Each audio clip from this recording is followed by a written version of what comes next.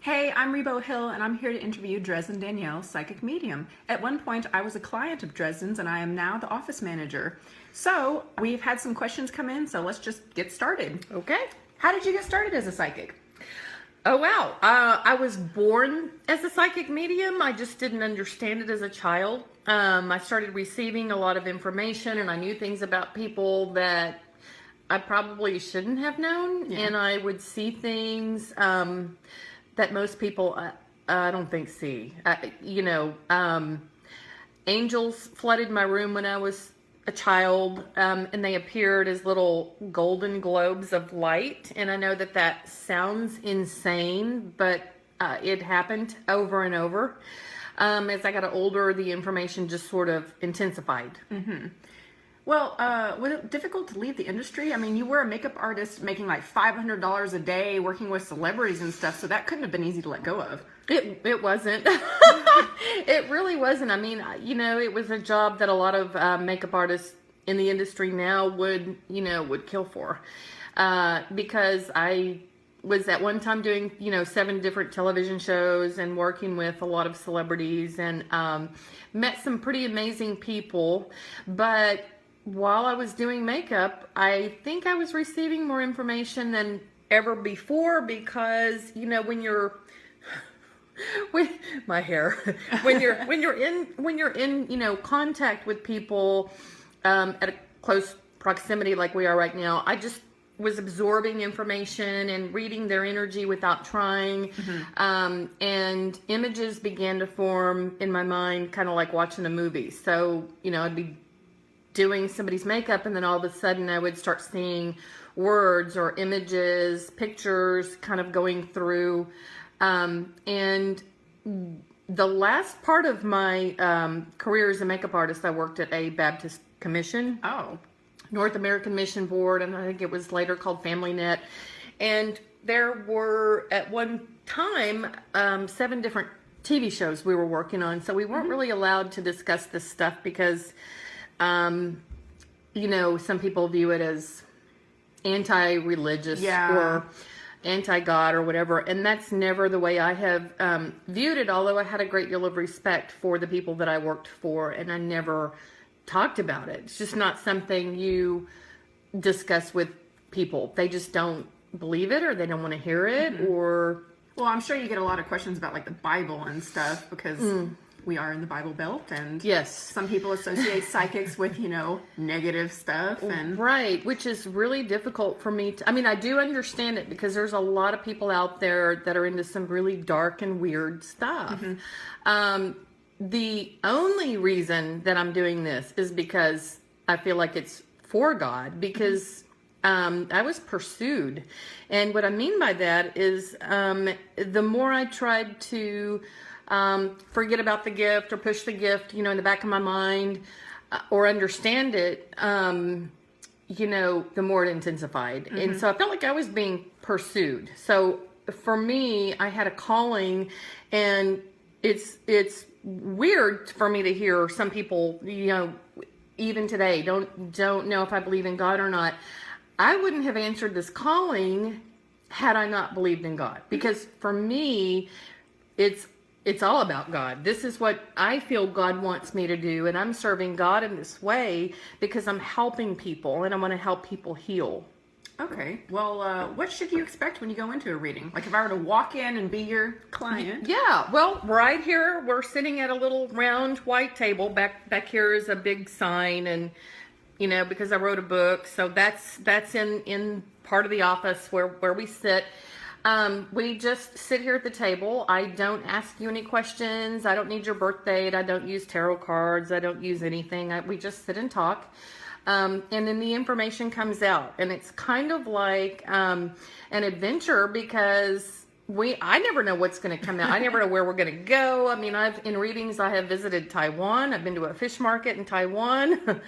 I've been way back into World War I and seen a plane go down and witnessed how somebody passed away because they came back to this life unveiled, and they remembered that past life, so they were able to verify what I was saying. And sometimes a reading will last about an hour, and sometimes we run over. So I get carried away because I love it so much. And so we sit and visit and kind of just see what transpires. So anything can happen. Anything can come out, and we can be visited by spirit. Oh, yeah, okay. Well, what would you say to those that are afraid of coming here because they're afraid to hear something bad or negative, or they're afraid to drop a bomb on them? Well, I mean, I don't blame people for being, scared, because this is something that is the unknown, and we as humans fear the unknown. So I don't blame people for how they feel. I try to make people feel as comfortable as possible. We laugh a lot, we joke a lot. And I'm not the bearer of bad news. I don't sit there and do a reading and look for the negative and the dark and the bad. I would much prefer to deliver, good news. Like, I'm the type of person who really, I really want everybody to have a happy ending. So I'm always looking for the good and the positive. And sometimes, negative stuff does come up, and it's unfortunate. But, the way I look at it is that's God letting people know that, hey, this could happen. So maybe do something different with your health, or maybe take another road if you're, maybe inclined to have an accident or something like that. And so I don't want to scare anybody. Like I said, I don't focus on finding something negative. And I think a lot of people, from the questions I get is, they don't want to hear that they're going to die. And I'm like, I don't tell you that. I don't really see everybody's end. I mean, I've clearly seen death over a couple of people, and it's rare, but I have seen that. Well, let's back up a bit. You said something about ghosts earlier, so you can see them, right? Like, are they like shadowy people, or are they people, or? Well, there are shadow people. I mean, I had a 10-year-old boy in here recently who said that he sees the shadow people, and they show up, they watch us. I'm not really sure, of all of the details about shadow people. I'm not trying to be an expert of all experts here, but they do hide, and sometimes we see them out of the corner of our eye, and then when you look, they're gone because they don't want to be seen. They're with you. We all have guardian angels and guides. Even if you're atheist, you still have your guides, and it's okay what you believe. I don't try to change anybody's beliefs, and I don't judge anybody. So, but we do all have guides, and so they're present. I have seen angels in human form. I have seen spirits. I've seen people in my house, and that's kind of scary. Several years ago, I was ending. My husband and I had a restaurant, the third of 3. So we were in the middle of closing the restaurant, and we were exhausted, and just a lot of stuff going on. And I literally saw people walking through my house, and it was terrifying. It was scary. I mean, it's not something that you suddenly get used to, and you're just like, oh yeah, so-and-so's, walking through the house, and it's just normal. And no, it's not. It's not. You still react to it. I mean, yes, I'm kind of used to it now, but I mean, it just is never. It's never boring. So sometimes, as a psychic medium, you see people in the mind's eye, in the third eye, and they're present, and sometimes you see them in full form. I had a lady who came in about a relative of hers who had been murdered, and the murder victim showed up, and he actually stayed with us for 3 hours during the reading. And I know it sounds bizarre, but we talked the whole time. We laughed. We got along great. I mean, just like, just like he was right here. And then, at the very end, we had this solemn moment where, I had to ask him who killed him. And he told us, and he told us twice. And so I just feel like through mediumship. Sometimes you're able to bring people closure. And that's the whole point of what I'm doing. True mediums, it's said that they come from a place of suffering. And I've always been told I've suffered a lot, through other readings and things when people have read for me. And I believe that. So really my goal and my desire is to help other people heal from their painful situations. Okay. Well, you also label yourself as a medical intuitive. What's that? Yes. I don't even know how this developed. I really don't. I just leaned into this ability and I gave in. I feel like I surrendered to God and to my calling. And it's interesting that once you do that you develop more and more gifts. They just kind of reveal themselves to you out of nowhere. And for me, I see inside the body, and it appears like some of the organs appear like they're glowing, and most of them are blue. I don't know why, but that's just how things appear to me. And when I first discovered that I was a medical intuitive, I was reading for a man, and I told him, I said, you have 3 stones in your body. And he laughed and he said, I've never had kidney stones and no problem, blah, blah, blah. And I said, okay, well, just letting you know, you have 2 small kidney stones and 1 large kidney stone. And then we moved on in the reading and focused on other things. And he called a few weeks later and said he was in the ER about to pass kidney stones. Ooh. And I went to visit him. And when the doctor came into the room, he said, you have 3 kidney stones, 2 small and 1 large. And the man just looked at me like I scared him to death. I don't know how I knew. I just knew. I'm not sure how I saw, but I see. And, that was confirmation from a medical doctor that I had been accurate. And so ever since then, I realized I was a medical intuitive, and I have trusted that. And so that's just kind of how it developed. Oh, okay. Well, you've also written a book, so... Yes. Let's talk about the book. Well, the book is a true story. It was written and published in 2013. In reading it back now, I think I wrote with a little bit of hesitation because I was new to accepting this ability of mine. But I feel like every chapter is filled with some revealing information. Everything in the book is true. And that was, what did I say, 2013, and this is 2016. So what I think I'm going to do now, since that was so long ago, I've come a long way, and I want to go back and add to the end of the book. So we're working on that right now. I'm re-editing because we ended up with a lot of mistakes in the book, which I had to let go of and be okay with for all these years, because it's out there, it's everywhere. I think it's in 16 different languages, and it's in every country where you can purchase something, and basically wherever there is internet, you can purchase the book. It's called The Invisible Side of Life. There's a picture of it back there. But like I said, I'm going to add to it because I have so many stories now of people that I've met and worked with and things that have happened that are truly unbelievable even to me, and I was here for those experiences. So I would like to include those stories in the book and, again, share things with people who are on their own spiritual journey or trying to, discover something that could pertain to their own ability. Can you give an example of a story in the book? Oh my gosh, there are so many. You want an old one or a new one? It's up to you. We can do an old or a new. Okay, let's see. Oh, well, this is kind of a scary story. Well, maybe scary for some people.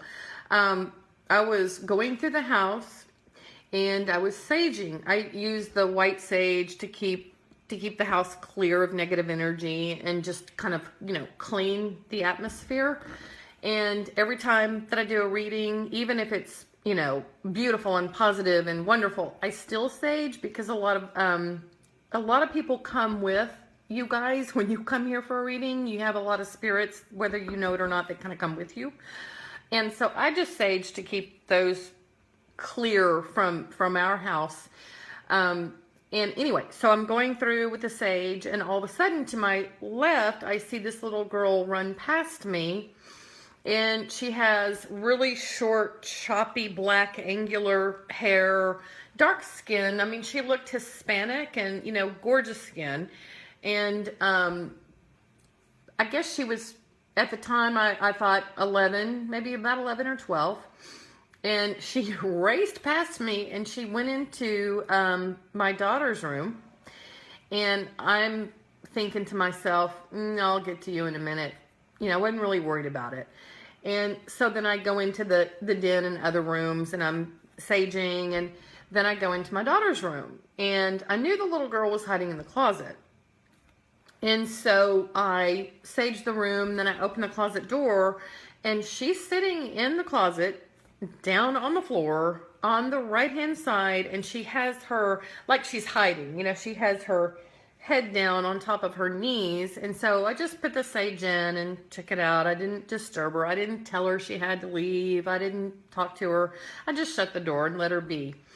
A couple weeks later, I had a lady show up for her appointment, and she brought her husband and her daughter. And again, we're in here in this room at the table. And I realized that the daughter was the girl who had come to see me. So she wasn't dead. She was alive. She was alive, and it's an energetic, this gets into a whole other topic of astral projection and remote viewing and stuff like that. I believe the little girl found out about the appointment, and I think she's super smart, and she had a lot going on, and I think her energy came here. Maybe she wanted to check me out, make sure I'm safe, see where she was going to be.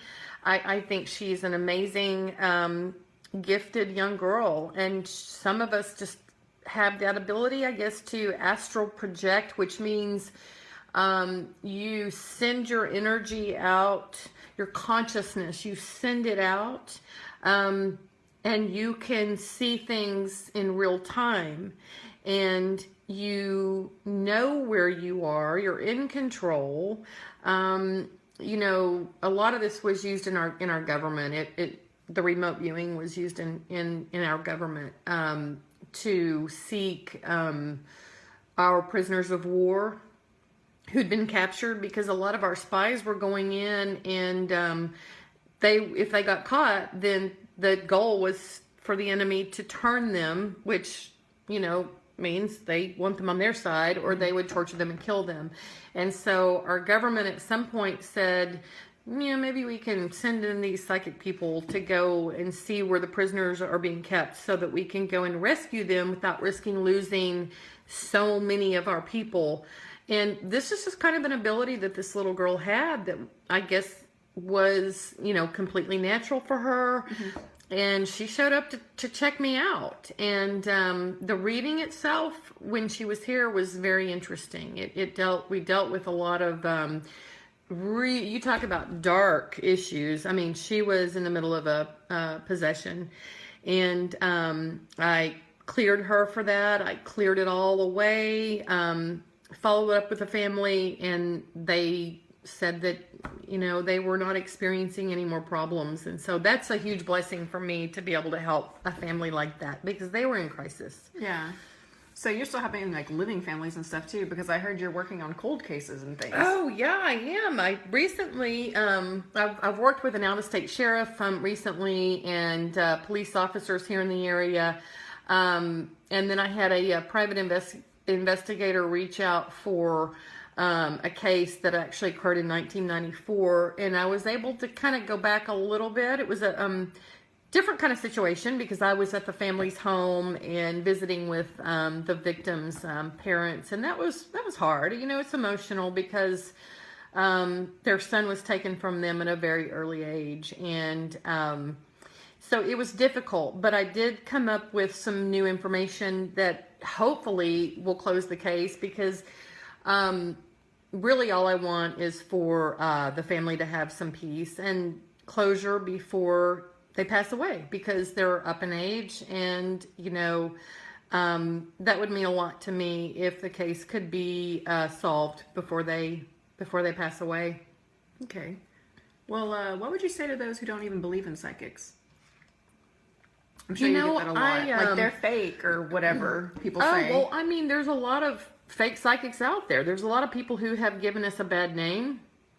There's a lot of people in every industry that gives an industry a bad name. So I'm okay with that. If people don't believe, I'm fine with that. I respect what people believe. I respect how they were raised. I respect what they learned and what they hold in their heart. And I'm not about to try to change that. I had some friends of mine who knew I was transitioning from being a makeup artist to a psychic medium, who said, oh, be real careful. You should probably just say that you have discernment of spirit. Like, that's in the Bible.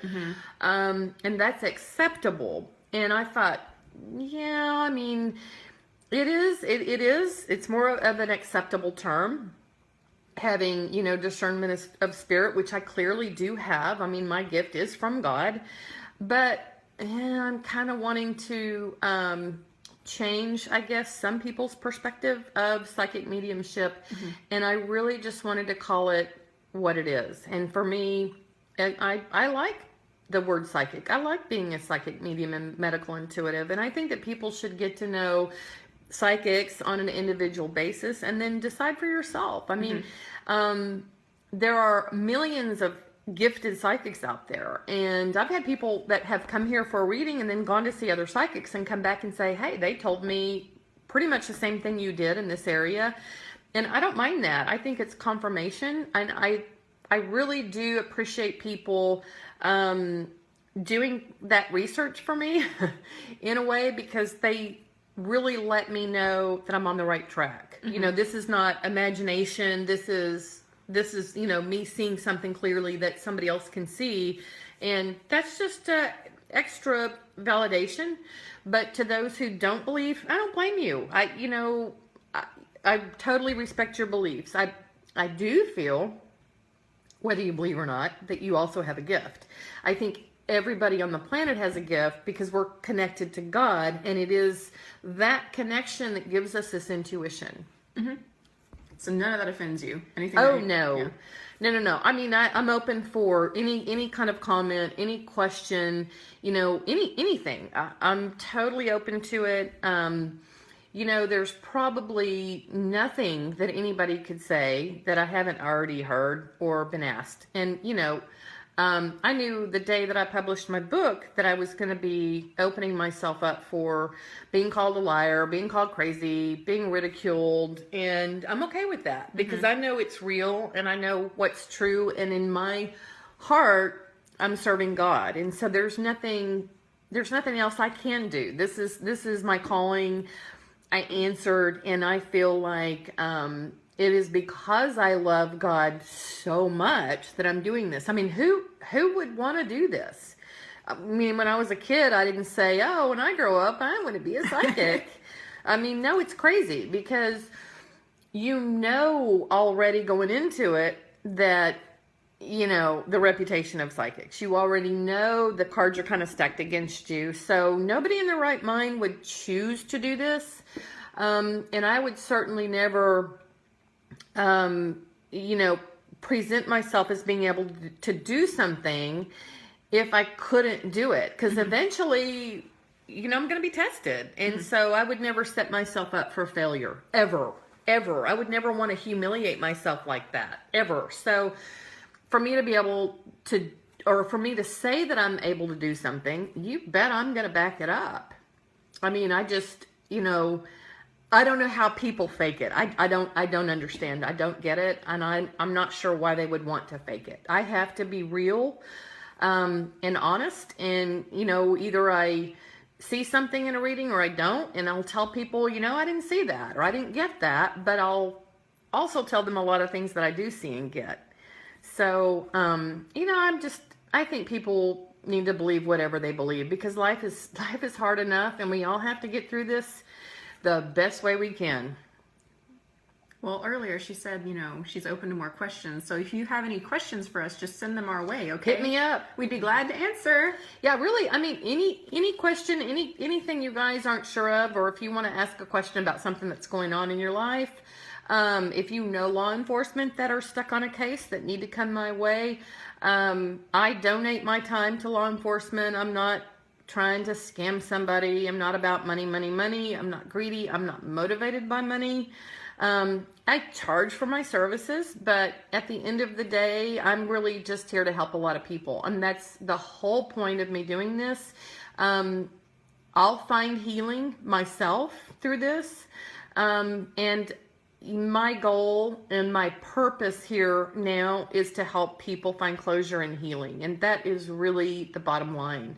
Because, I mean, we all have something that needs to be healed. So by sharing this gift and doing what I'm doing, I'm also receiving healing. And so it's what I pursue myself. It's what I must do now. I'm very driven to help other people.